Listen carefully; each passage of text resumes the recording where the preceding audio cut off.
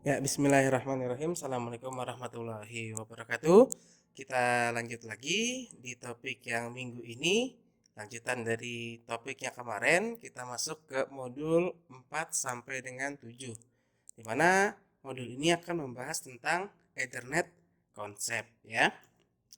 Oke, di slide pertama ini ada physical layer. Oke, sebelum kita masuk physical layer, kan minggu lalu saya sudah jelaskan ada yang namanya model OSI. Model OSI ini ada 7 lapisan ya, mulai dari physical, data link, network, transport, session, presentasi, dan aplikasi. Ya, di mana model OSI ini adalah menggambarkan tahapan data yang dikirim di jaringan komputer. Nah, sekarang kita yang bahas pertama adalah physical layer. Di mana physical layer ini adalah lapisan paling bawah di dalam model OSI layer. Nah, kemudian physical layer ini juga termasuk dari bagian TCP/IP. Jadi kalau tidak ada physical layer, jaringan komputer yang kita bangun ini ya tidak akan jadi ya. Karena dari fisiknya saja sudah tidak ada. Nah, physical connection ya atau physical layer ini dapat berupa perangkat media transmisi seperti kabel ya, ada STP, UTP, fiber optik ya, atau juga ada yang menggunakan nirkabel seperti wireless ya, access point, router wireless dan lain sebagainya. Nah, ini ada bentuk physical layer ya, ada sebuah perangkat.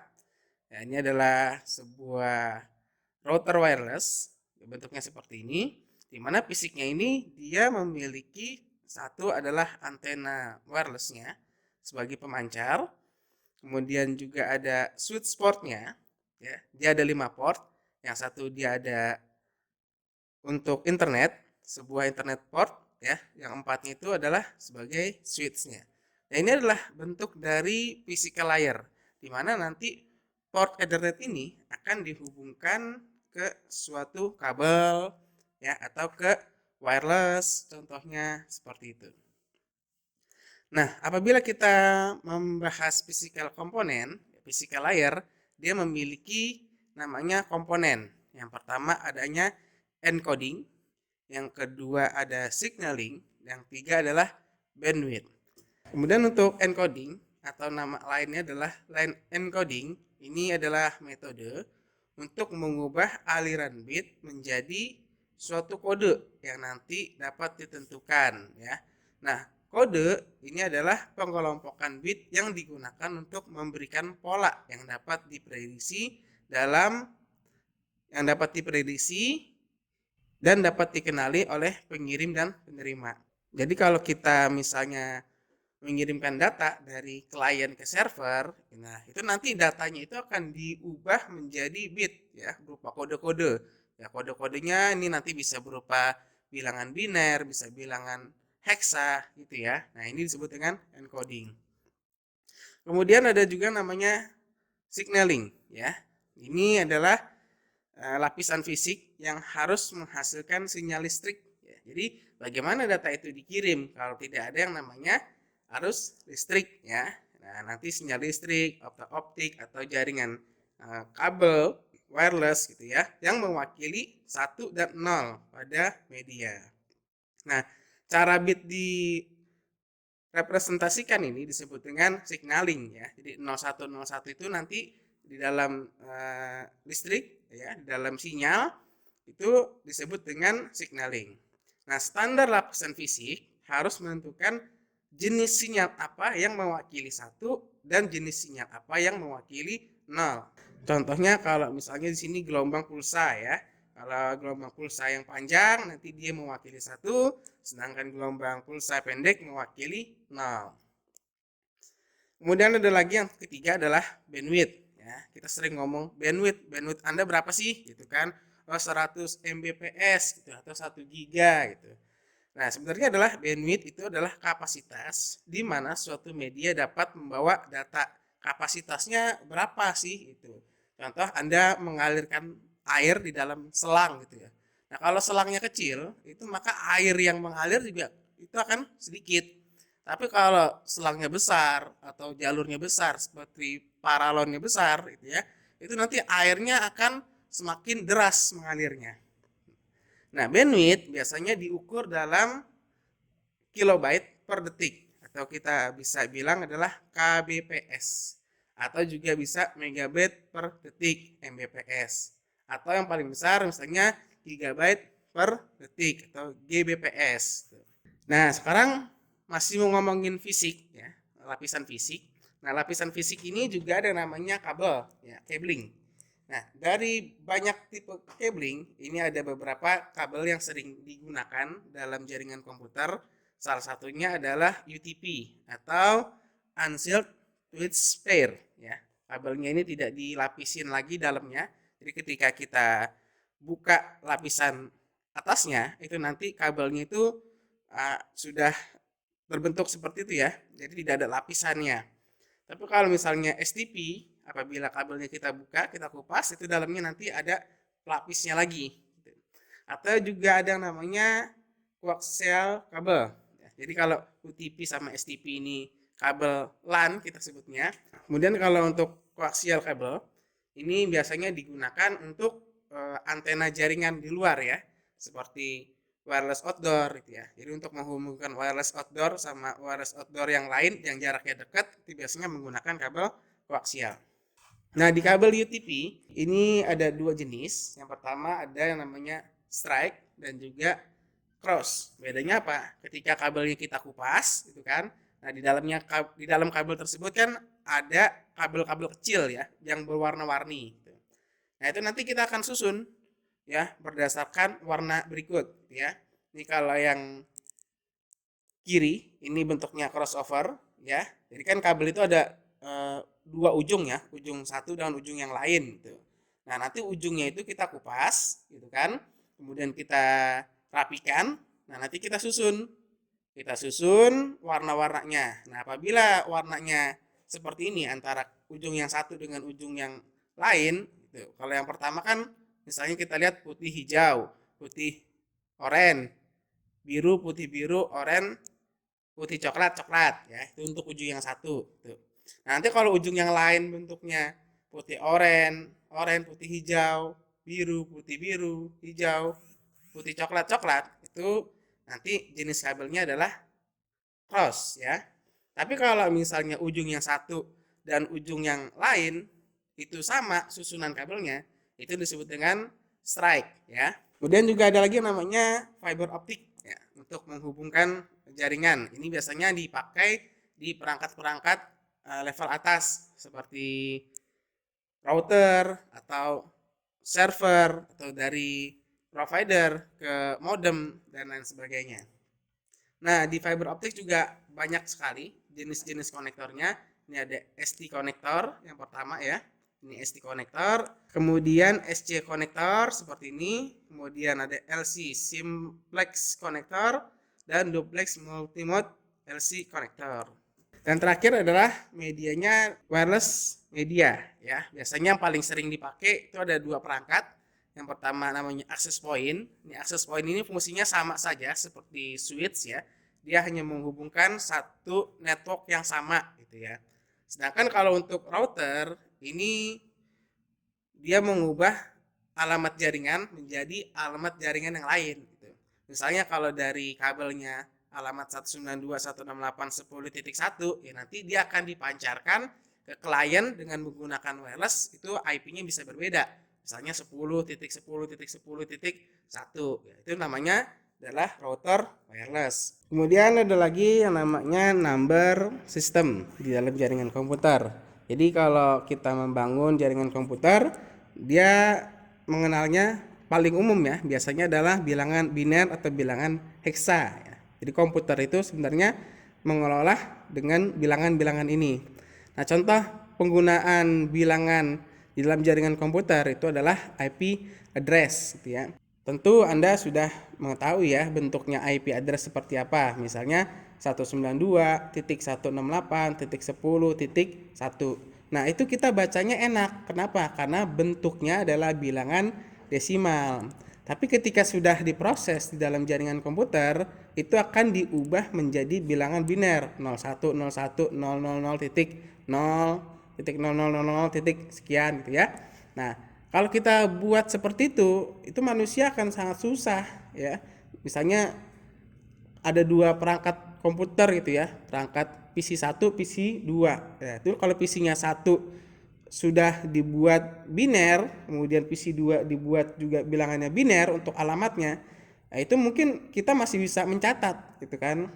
Nah, tapi kalau misalnya komputernya itu sudah 10, sudah 20, sudah 100 gitu. Kalau kita buat dengan bilangan biner tentu akan sangat pusing kitanya ya. Makanya itu dirubah menjadi bilangan desimal.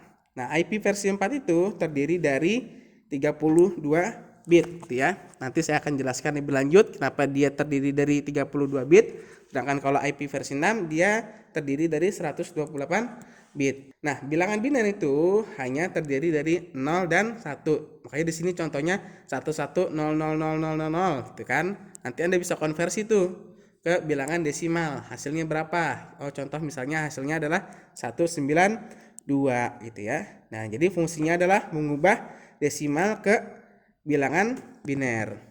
Nah, ini contohnya ya. Jadi ada IP 192.168.10.10.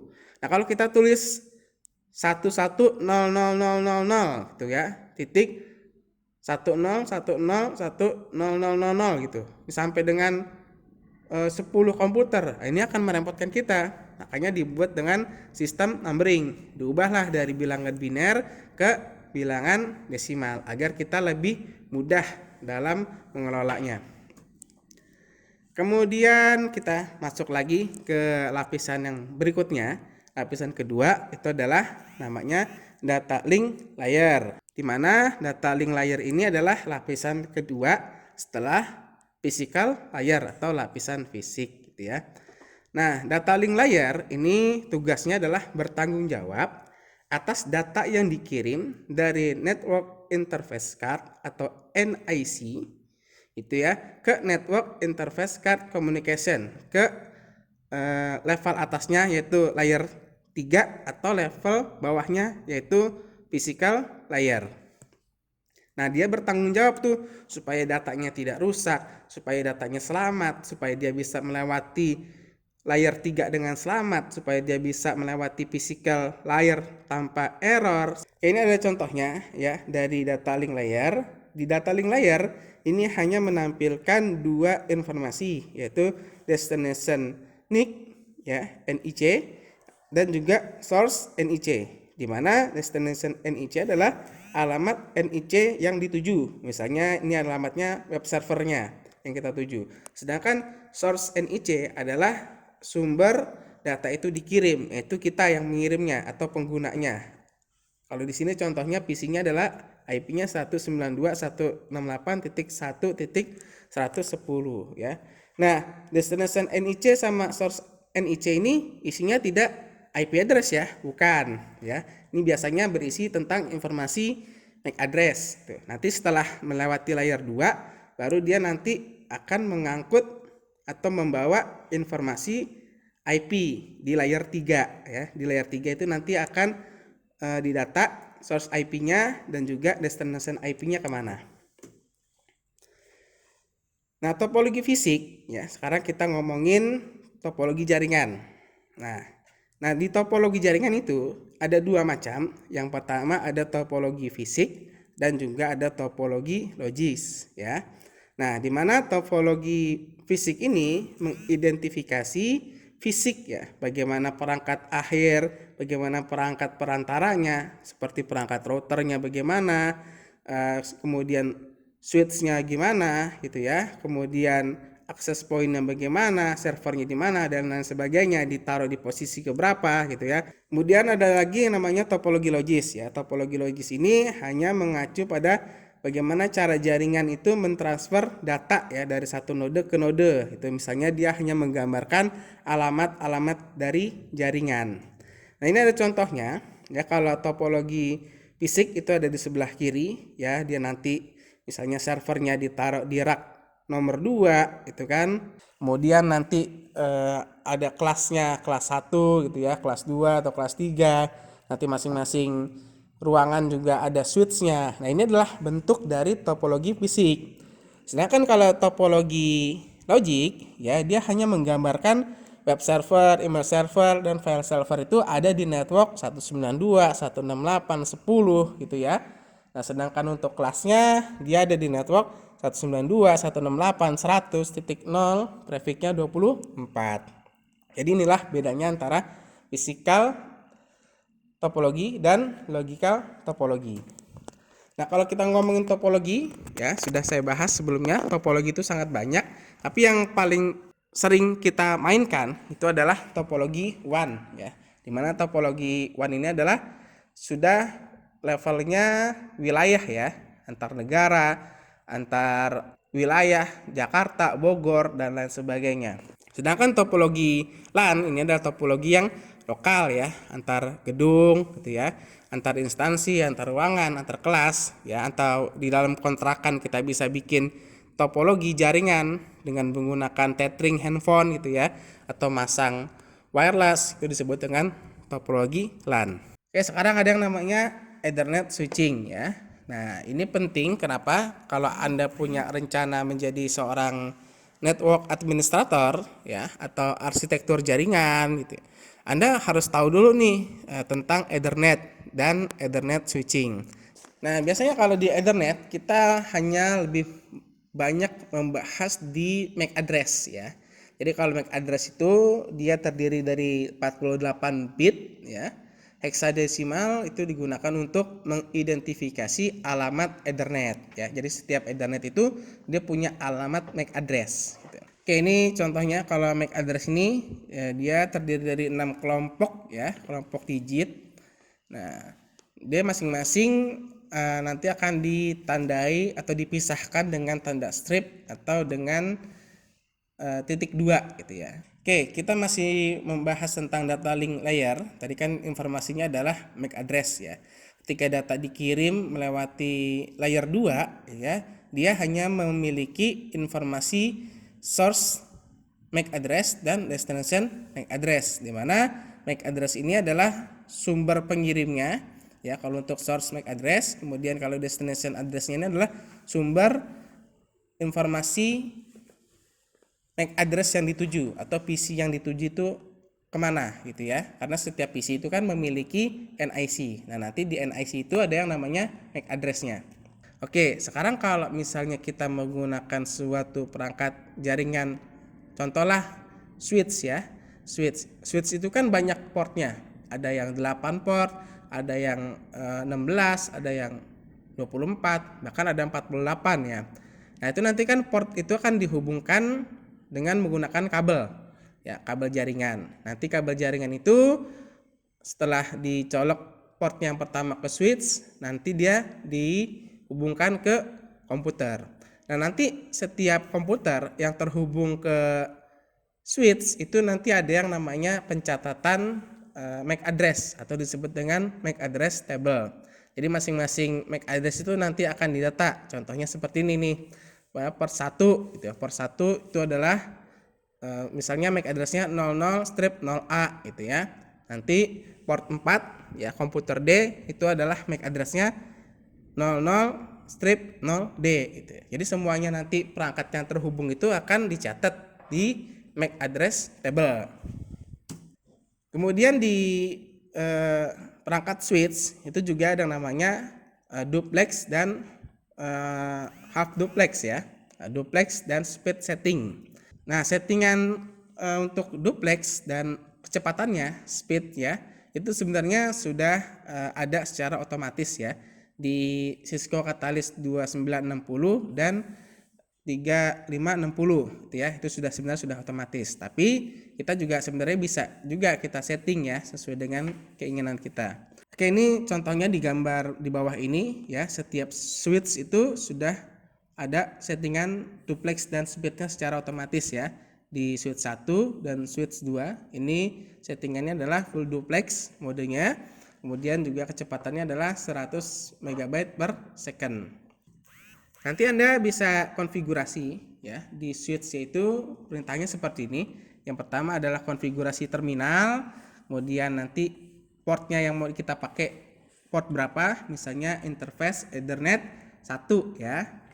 Nah, Nanti kita setting duplex ya, itu ada modenya, ada full atau half ya. Kita pakai full, misalnya speednya bisa kita setting 100 gitu ya, artinya 100 MB per second. Nanti tinggal kita close dan kita simpan agar tidak berubah dengan menggunakan copy running config ya, startup config. Dan terakhir di sini ada yang namanya auto MDIX ya. Ya, karena di dalam jaringan tadi kita sudah bahas bahwa dia memiliki beberapa jenis kabel ya. Ada yang namanya crossover, ada yang namanya strike. Nah, kalau dulu itu strike digunakan untuk menghubungkan perangkat yang berbeda gitu ya. Sedangkan kalau crossover itu digunakan untuk menghubungkan perangkat yang sama gitu. Misalnya switch ke switch atau router ke router, itu makanya kabel crossover. Atau misalnya dari switch ke router atau dari switch ke komputer, itu menggunakan yang namanya kabel strike. Tapi sekarang sudah ada fitur auto MDIX di mana kabelnya itu sudah bisa terhubung ke semua perangkat. Contohnya misalnya adalah komputer ke server gitu ya. Itu biasanya kan pakainya cross ya. Nah, tapi di sini bisa kita gunakan kabel strike. Karena di fitur-fitur switch atau router atau perangkat jaringan khususnya Cisco, dia sudah memiliki fitur auto MDIX. Baik, itu saja untuk pembahasan di minggu ini di pertemuan 2. Kita nanti akan bahas lebih lanjut di pertemuan berikutnya. Mohon maaf jika ada penyampaian yang salah. Saya tutup. Terima kasih. Assalamualaikum warahmatullahi wabarakatuh.